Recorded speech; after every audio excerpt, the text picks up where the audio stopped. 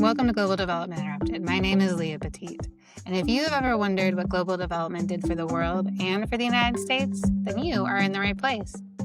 We are now in season 2. This season, the conversations broaden beyond global health and beyond USAID. I will be speaking with people across diplomacy, defense, the environment, education, and other spaces that have shaped how people live their lives globally and in the United States. To start the season, I am joined by Chris Wurst.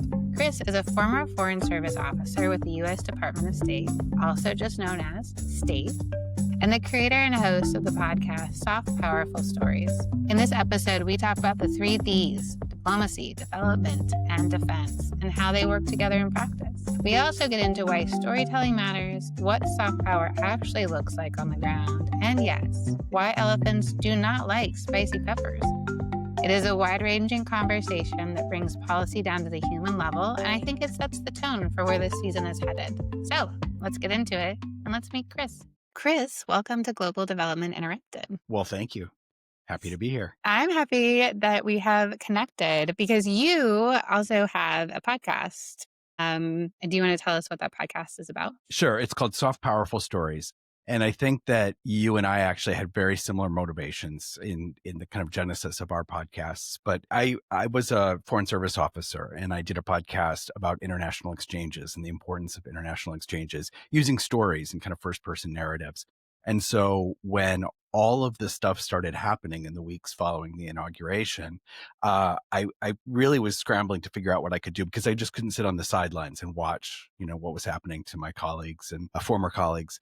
And so I hit upon the idea of kind of recreating my old podcast. And I think we were both righteously indignant, and that's what sort of fueled our fire. Yes, and through that righteous indignation, we met. And I'm excited to have you on because you can provide a perspective beyond just USAID, because as you said, you're a Foreign Service officer, but for the State Department, correct? That's right. Okay, so can I ask, though, also, where are you calling from today? Yes, I am calling from beautiful Ljubljana, Slovenia in Central Europe. And I did want to ask, how did you get there? I was the press and cultural attaché at the U.S. Embassy here from 2010 to 2013. And I met my wife during that tour. And she then followed me for the second half of my diplomatic career, with the promise that when I retired, we would move back to Slovenia. All right. Well, one of the things that we always ask on this podcast is the fun fact. So I don't know if it was like something at State, but it was definitely a big thing at USAID. So did you have a go-to fun fact?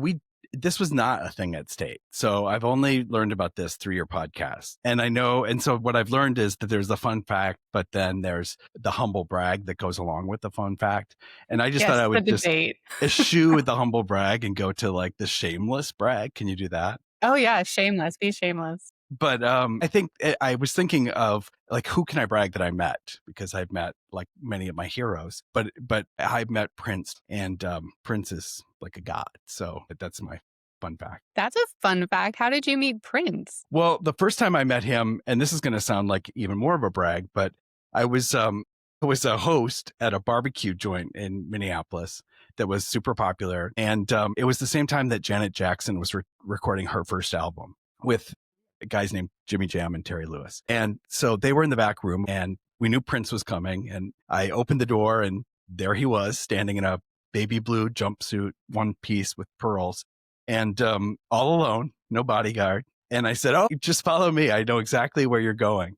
And we got to the back room, and he put on the brakes, and he was like, no, he wasn't there to see them. In fact, they weren't even getting along at the time. So I totally screwed up my meeting with Prince. All right. Well, this makes me very curious about your history getting to Foreign Service officer. So let's start with, where did you grow up, and how do you think that shaped your worldview? Yeah, I grew up in Minneapolis, Minnesota, in a northern suburb of Minneapolis called Blaine, which was very white, very kind of homogenous. Everybody was Lutheran. It was, if you think of the Coen brothers, Fargo, you're kind of, knocking on that door. And so I knew from an early age that wasn't the kind of life that I wanted to live, forever. And so I always had this kind of desire to get out. Whenever we had a foreign exchange student that came to our school, I would just glom onto them because they were so interesting, and they were, kind of this window to the outer world. On the other hand, Minnesota is a very progressive state. The Twin Cities are a very progressive place. And so as I grew older and sort of got to college age and moved to the larger cities, it was formative in the sense that I was exposed to all kinds of diverse and progressive ideas and people. And I think that shaped me equally. But as a kid growing up, I was just, I would get on my bike in the morning and either injure myself horribly or almost drown or play baseball or football or whatever it was. And my mom wouldn't know wouldn't know the difference unless I was bleeding when I came home. So you grew up in Minnesota, but then suddenly you were event planning and bartending for different bars across the country, meeting Prince and Janet Jackson. No, it all happened in Minneapolis. Oh, okay. I worked my way through college.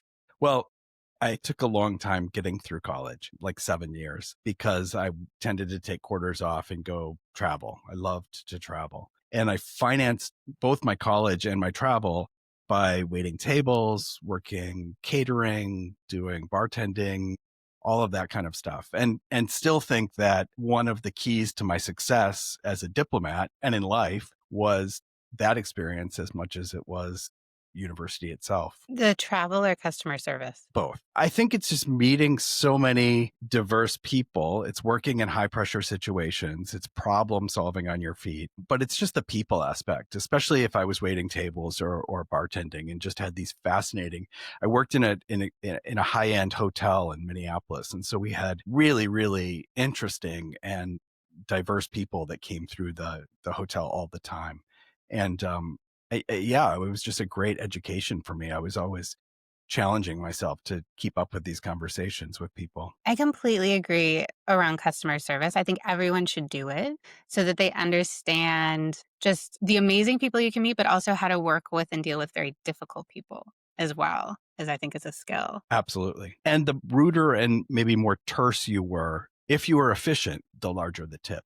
And I never figured that out, but it was true in my life. So then how did you get into the Foreign Service? So you didn't know about Peace Corps, but then you knew about the Foreign Service. Yeah, I'm really not typical in this sense, but I was a teacher and I loved teaching. And I was teaching in inner city Minneapolis, history, international baccalaureate history. And then I was teaching in Johannesburg, South Africa for 3 years in an international school. And I was teaching the children of diplomats. In fact, the head of the USAID mission, his kids went to my school. They were in my classroom. The number two guy who went on to be the number 2 at USAID, I taught his daughter. The guy who was in the front office in the Peace Corps following that, his kids were going to school. So that was my education about the Foreign Service, was when I was in Johannesburg. All I knew was that I had a bucket list item, which was to pass the Foreign Service test. I had absolutely no inclination to join the Foreign Service. I just wanted to say that I passed the test. And so I took the test in Johannesburg alone and I passed, and I just sort of put it on a pile. And then life circumstances happened and my plans for the next year changed. And all of a sudden I was scrambling to find that acceptance letter and call and say, okay, I'll take it. I'll do it. And you were accepted as a Foreign Service officer for the State Department. Correct. And my specialty, there are 5 cones, 5 areas that you can specialize in within the U.S. State Department Foreign Service. Mine was public diplomacy. So that's cultural exchanges, education, media. It's kind of the more creative side of diplomacy. How long were you with the State Department? 21 years. I became a storyteller in the Foreign Service because we had so many great stories to tell and we weren't telling them. I'll tell you my favorite USAID story in Zambia. We were visiting, it was an agricultural project in the southern part of the country. And these farmers had been raising corn, and the elephants would come through and they would eat their corn crop. An USAID program got them to grow chili peppers, and they would put a fence around the corn with the chili peppers, and the chili peppers would keep the elephants out.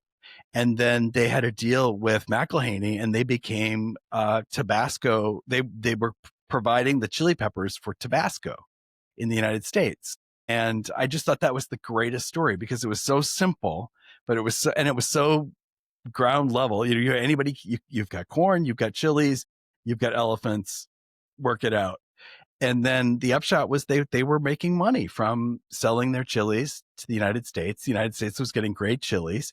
I just love this idea of like an elephant coming over and tasting a chili pepper and going, "Ooh," Yeah. running away.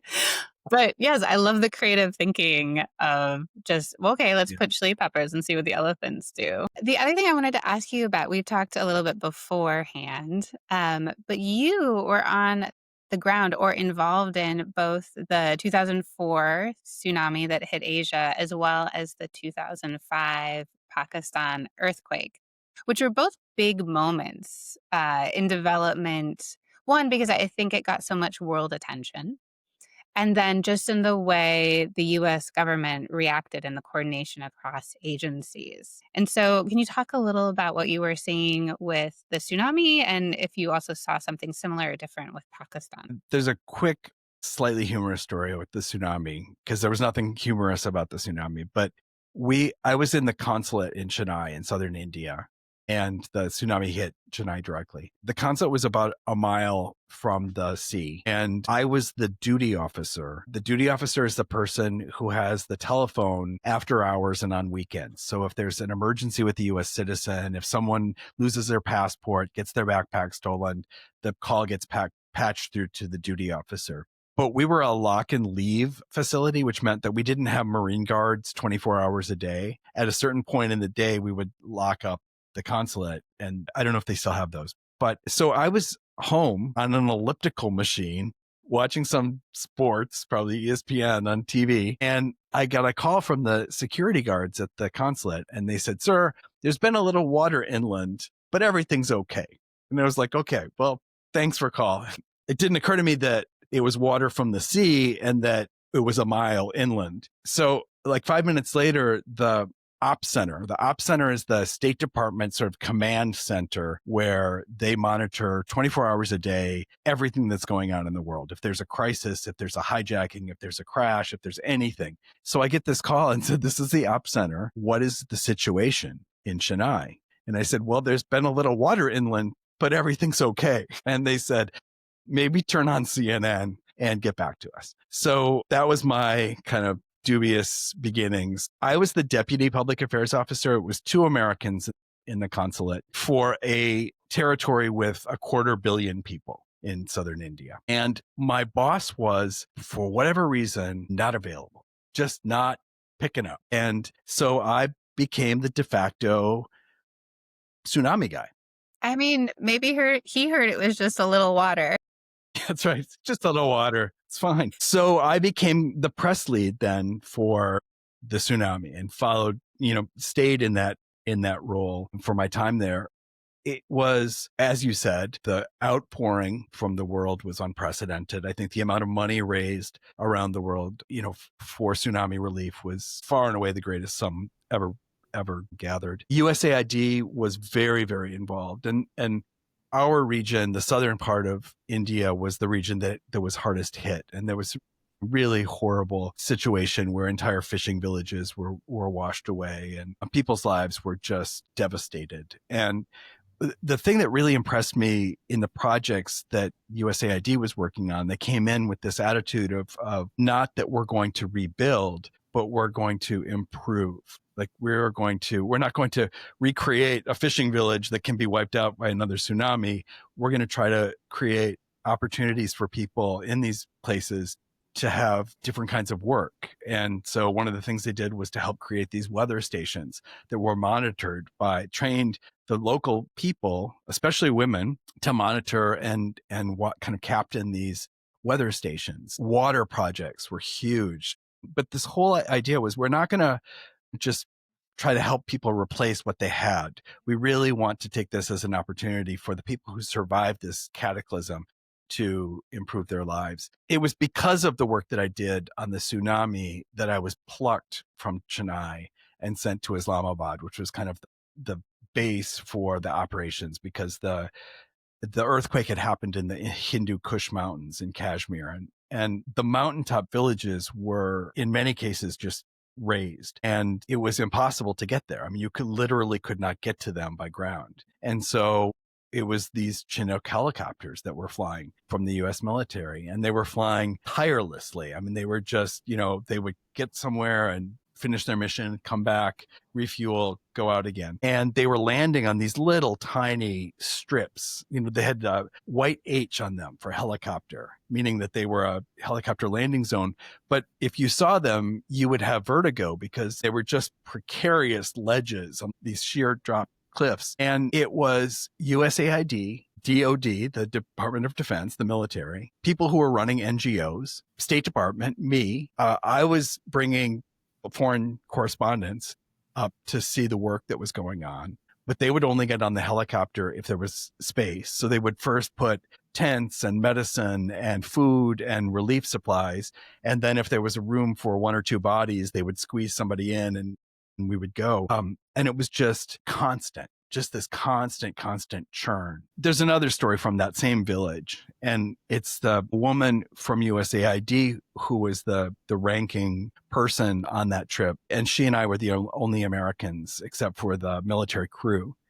And we had gone in different directions. And then she came up this very, very steep hill, and she was with a woman who was holding a newborn baby, but it was obviously a newborn baby that was premature. And she had just given birth, and it was, it didn't look good. And the woman from USAID and the interpreter were, first of all, trying to make sure that they could find room on a helicopter because these flights were so tightly controlled. There was a curfew. You couldn't fly after dark. It was just really, really intense. And because there was so much loss of life and so much chaos, it just wasn't as simple as saying, oh, I've got a sick baby here. I need a helicopter space. And so the one for USAID convinced the pilots to deviate and to go to the hospital that the US military had built. And then the men from the village came and said, no, the mom's not going on the helicopter unless she has a man go with her. And the military was like, sorry, there's no space. We're not doing it. And they were not going to do it. And so what ensued was like a 20-minute, highly intense, emotional, screaming match between what ended up being the interpreter and the men of the village, and just kind of this knockdown, drag out fight. And finally, they relented and let the woman take the baby onto the helicopter and take them to the hospital. And it was just the effort that the people were putting in to save this baby's life and to help this woman in the face of the cultural, violations, I guess, that were going on in the face of this.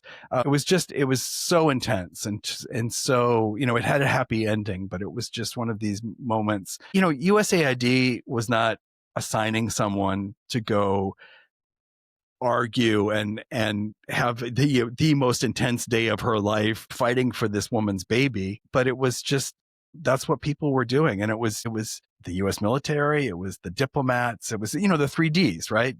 Diplomacy, development, and defense, all working side by side, along with some NGOs and other people as well.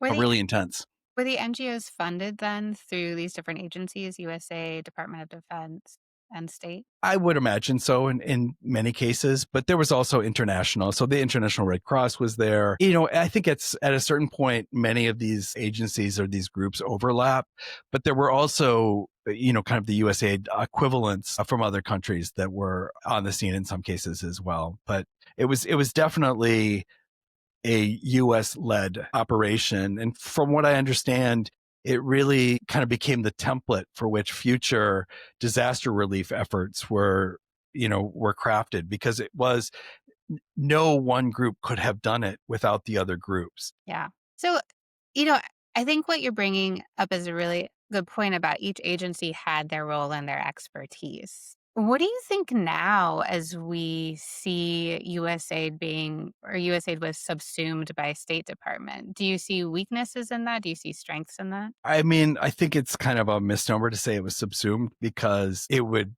sort of suggest that it existed and now it just lives in state. But I think it was really dismantled, and then certain pieces were taken over by state. That I worry less about than just I talked about the 3Ds, but this is something that people have talked about for a while. And it is that you need all three of these things: defense, diplomacy, and development, to really create foreign policy and to really create a secure and prosperous foreign policy. So if you imagine a stool and one of the D's, development, has been whittled down to an inch, the leg, and then diplomacy has also been hit. A lot of my foreign colleagues were let go over the summer, and they have people, and a lot of them were waiting to go on assignments overseas, important assignments overseas, that are now sitting unfilled. And so if you imagine another of the stool's legs being cut in half,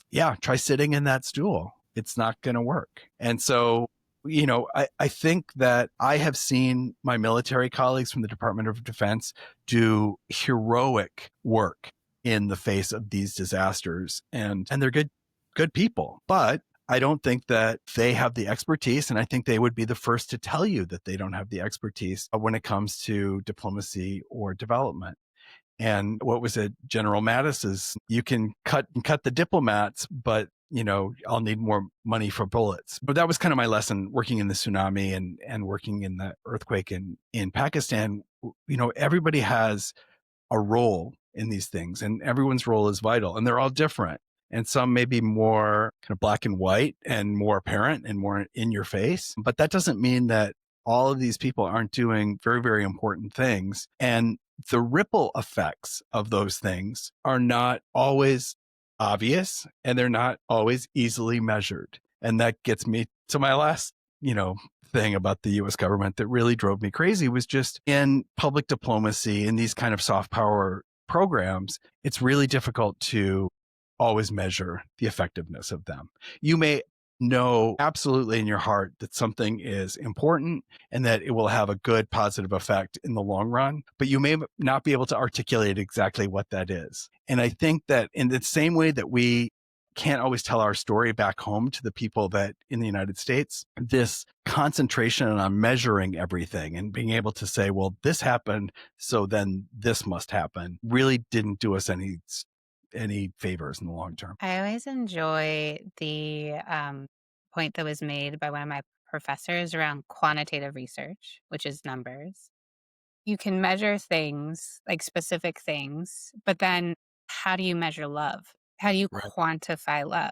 You can't. You have to tell it. It has to be a story. It's a narrative of how it affects a person, a family, a community. Yeah, there's a famous Joseph Nye quote that I'm going to butcher probably, but it basically says that, soft power, like love, is difficult to measure, but that makes it no less powerful. And, if you send someone on a program to the United States and 20 years later, that person has become a secretary in the government of that country, and the ambassador goes in because they need a favor for whatever reason, and that person has sympathy and they have a nuanced understanding because they spent time in the United States and they helped convince the prime minister to do that thing. And we report back that that thing was done and everyone's happy. But it could be that that's the ripple effect from the exchange program. Impossible to know. Yeah.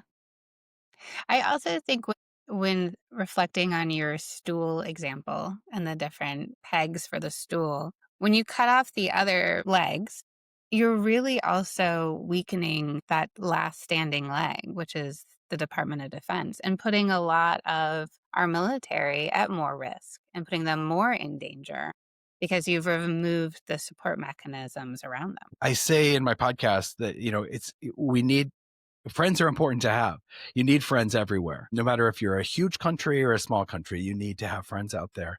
But when you have friends, when you have positive relationships with people, that you're less concerned about them blowing you up.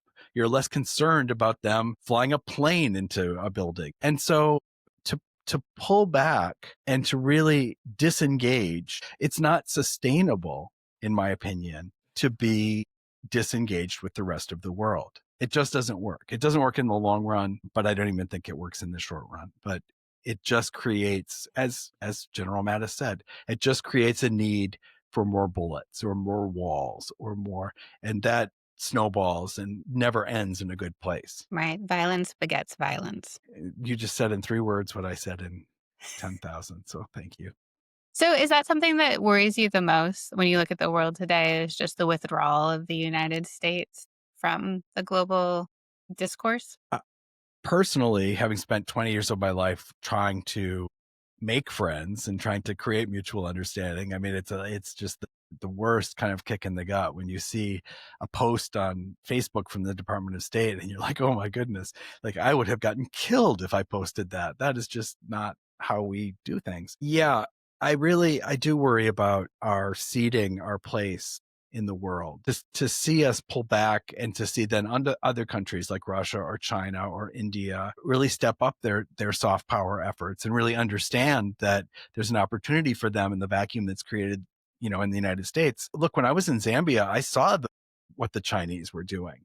They would give $1 million in cash to build some crappy cement stadium that was going to fall apart in a couple of years. And then they would bring in a bunch of Chinese workers and create these temporary roads where they would then extract a bunch of priceless minerals. And then they would leave and the roads would fall apart in 6 months or 2 years or whatever it was. That's not what we were doing. We were doing education programs and health programs and agricultural programs with a goal of helping people be more prosperous and to become better trade partners, become more stable societies, become more democratic societies. Not all of that we did was perfect, far from it. But when you look at the two approaches of soft power, one was much, much more cynical. And that was the Chinese people that I saw digging up roads and throwing cash at cash hungry prime ministers. That money never trickled down. That money never got to the people, to the regular people in Zambia.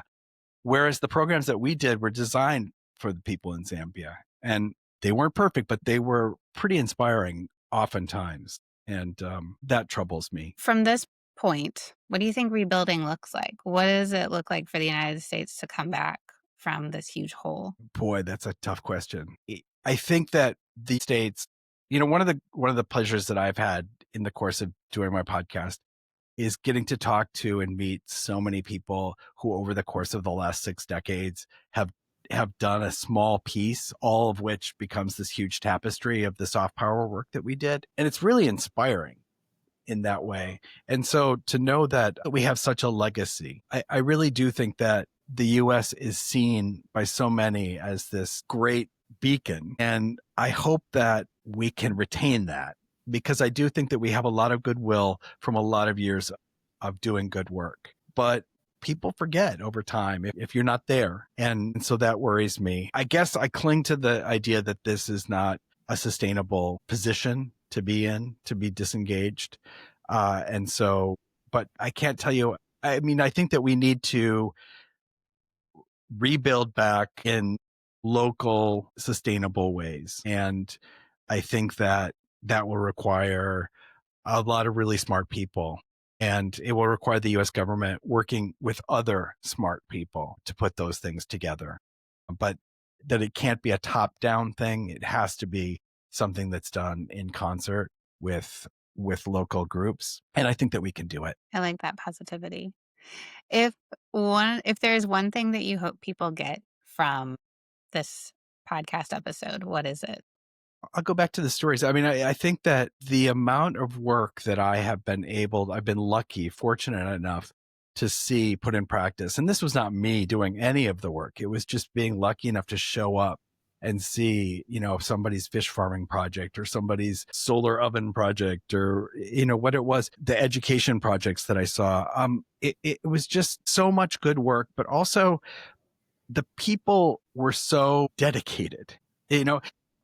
I can't tell you how it sounds like a fancy job to be a US diplomat, but a lot of times you're in really uncomfortable places and you're very far from your family and you're making sacrifices because your kids are far away from their friends and far away from their loved ones. And, there are many people choose the lifestyle. I'm not complaining about it, but I just, so many people will get up at any point in the middle of the night and drive out to some place in the middle of the bush to help someone that's working on a program that's their colleague. Just the absolute dedication of these people. And so kind of hand in hand with your the reason why you started this was just for people to realize that there were so many people And there still are many people out there in the world doing work that they will never hear about, but that is really important and really having not only a good benefit on the people in those countries, but having a profound benefit on Americans as well. Nicely said.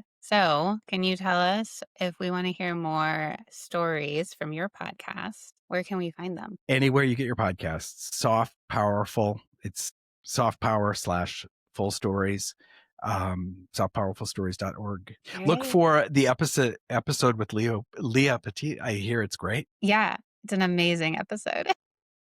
There are snakes, there are scorpions. I mean, We talk about dedication. I kept working even with all those snakes. All right. Well, Chris, thank you so much for coming on. I've really enjoyed this conversation. This was awesome. And what you're doing is great. And I hope that you keep it up. I hope you do as well. This is Leah. Thanks for joining me. If you enjoyed this episode, follow Global Development Interrupted wherever you get your podcasts. And subscribe on Substack to get new stories and updates straight to your inbox. When you subscribe, you'll also get GDI Insights, short written reflections from people who built their careers in global development and public service. They reflect on the work, the disruption, and what they're carrying forward and what they want to see next. And remember to always like and follow. Until next time.